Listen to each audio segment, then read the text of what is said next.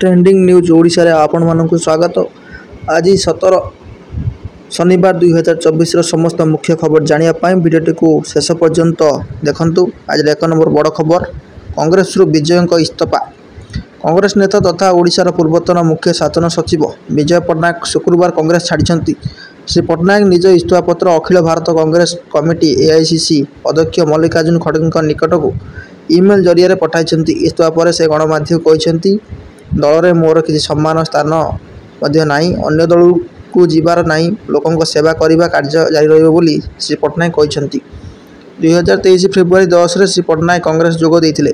परवर्ती मुख्य खबर, पेरिस ओलंपिक्स भारत को भाग ने 84 खेलाड़ी।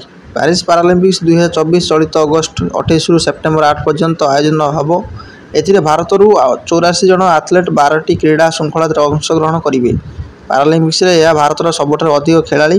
टोकियो पारालिम्पिक्स 54 जन एथलेट अंशग्रहण करेंगे। पेरिस पारालिम्पिक्स अंशग्रहण कर 84 जन एथलेट मध्य 32 जन महिला रही। भारतीय प्रतियोगिता माने तीरंदाजी, बैडमिंटन, दौड़कूद, कानोंग, साइकिलिंग, जुडो, शक्ति उत्तोलन, नौचालन, शूटिंग, संतरण, टेबल टेनिस और ताइक्वांडो अंशग्रहण करेंगे। परवर्ती मुख्य खबर, अमित को संबर्धित कले नवीन।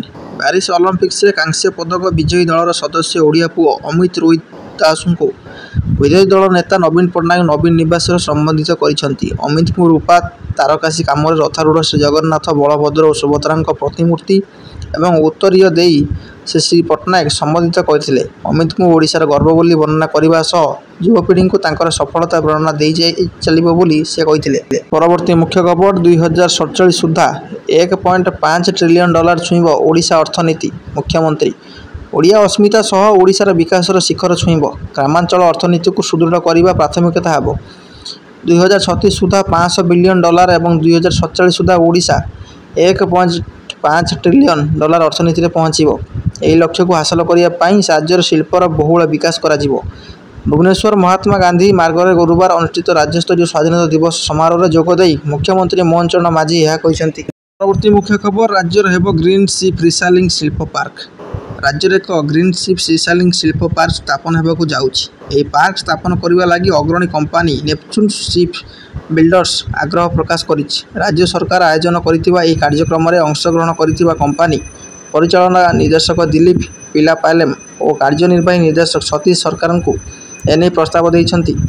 एही शिल्प पार्क द्वारा वार्षिक 300 जहाज रिसाइलिंग करा जिवो। एथिरु वर्ष को 5 नियुत टन उच्च मानर इस्पत राज्य को मिलिबो।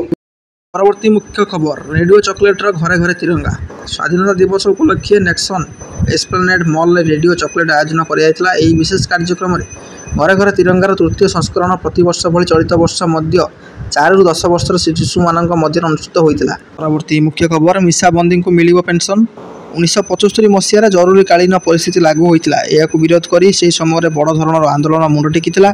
सेतेबेले मिसा आईन दल में जेल जाइथिबा आंदोलनकारों को राज्य सरकार पेंशन देवे। गतकाली राज्यस्तरीय स्वाधीनता दिवस पालन अवसर में मुख्यमंत्री मोहन चरण माझी यह घोषणा करद्वारा ओडिशार पाखापाखि 300 आंदोलनकारी और तांको परिवार सुविधा पाइबे। परवर्ती मुख्य खबर, 10 वर्ष पर जम्मू काश्मीर विधानसभा निर्वाचन कमिशन ईसीआई पक्षर शुक्रवार जम्मू काश्मीर और हरियाणा विधानसभा निर्वाचन पर तारीख घोषणा करा जायछि। जम्मू काश्मीर विधानसभा 90 आसन पर 3टी पर्याय तथा सेप्टेम्बर 28, 25 और अक्टोबर 1 रे भोट ग्रहण अपरपक्षर करा जिवो।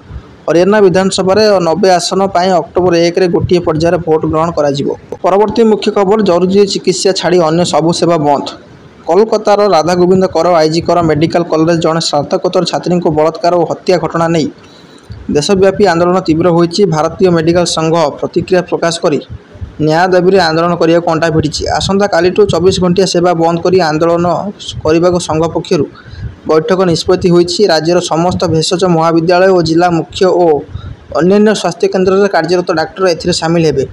केवल जरूरीकालीन सेवा को बाद दे अन्य सबू सेवा कार्य बंद रहिबो बोली जनापड़ी। देश में रोगी सेवा प्रभावित होगा आशंका रही। परवर्ती मुख्य खबर, लघुचाप प्रभाव में 20 पर्यंत प्रबल वर्षा।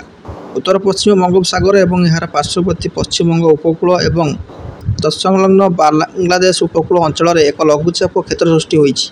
यार प्रभाव में आगामी 24 घंटा मध्य ओडिशार मयूरभंज, केन्दुझर, बालेश्वर और भद्रक जिलार किछि अंचल अति प्रबल वर्षा संभावना रही।